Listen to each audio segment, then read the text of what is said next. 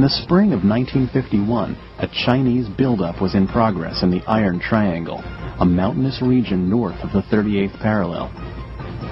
UN forces sought to conquer the triangle since it would provide a comfortable buffer zone between the enemy and Seoul. But its borders were heavily guarded and tough to crack.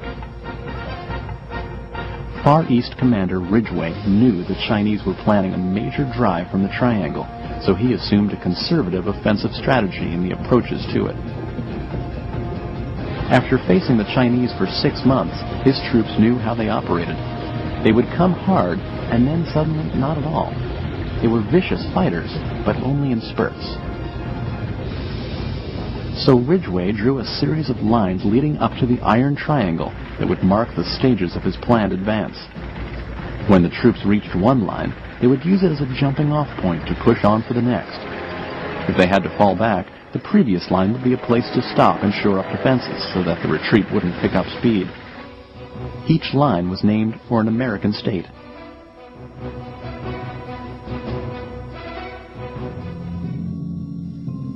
The 8th Army had recently conquered the Idaho line and was now standing along the Kansas line a few miles above the 38th parallel. The next goal would be the Utah line, an extension of the Kansas. Finally, the Wyoming line lay at the base of the Iron Triangle.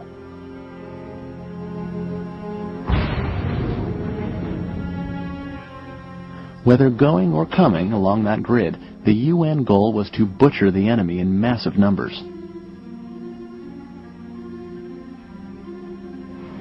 By late April, UN forces were holding the Utah line and pushing hard to reach Wyoming.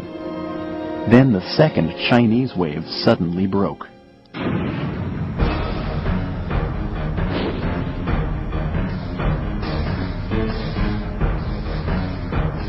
On April 22nd, heavy attacks came against the weaker South Korean units in the center of the peninsula. The Reds again threatened to split the UN front in two, but the new phased line retreat strategy worked. The 8th Army fell back to the Kansas line and dug in deep. There they held hard and took everything the Chinese could offer. Within a week, the enemy ran low on supplies and men and suffered huge losses for an insignificant piece of land. To the American troops who had seen their adversaries run out of gas after all of their previous attacks, this was no surprise. The communists were getting predictable. 2 weeks later, the Chinese tried one last major offensive, but this time, Field Commander Van Fleet had a special treat for them. He ordered an unprecedented barrage of heavy artillery.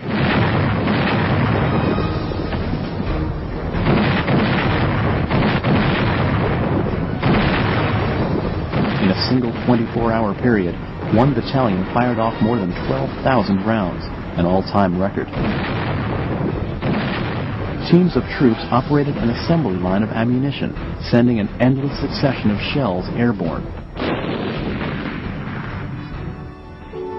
35,000 Chinese were killed or wounded, at a cost of only 900 UN servicemen. The bombardment is remembered today as the Van Fleet Load. The general's aim to expend steel, not men, had come to fruition. UN firepower was beating Red manpower. In June, Van Fleet's forces made it to the Wyoming line. Their advance was moving so fast that they overran active communist bases and took thousands of prisoners and supplies as they went. But when they tried to break into the Iron Triangle itself, they collided with a steel wall of enemy resistance.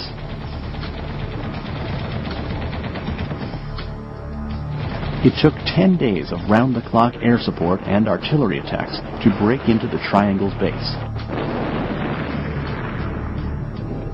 But once they cracked the foundation, the whole house collapsed.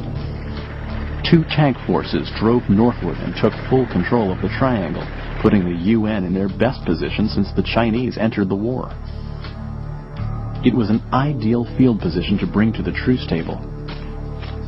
total victory over the Chinese might take years and cost countless American lives. So Ridgway wired Washington to say the time to talk peace was now. President Truman and his Joint Chiefs concurred. It was time to extend the olive branch.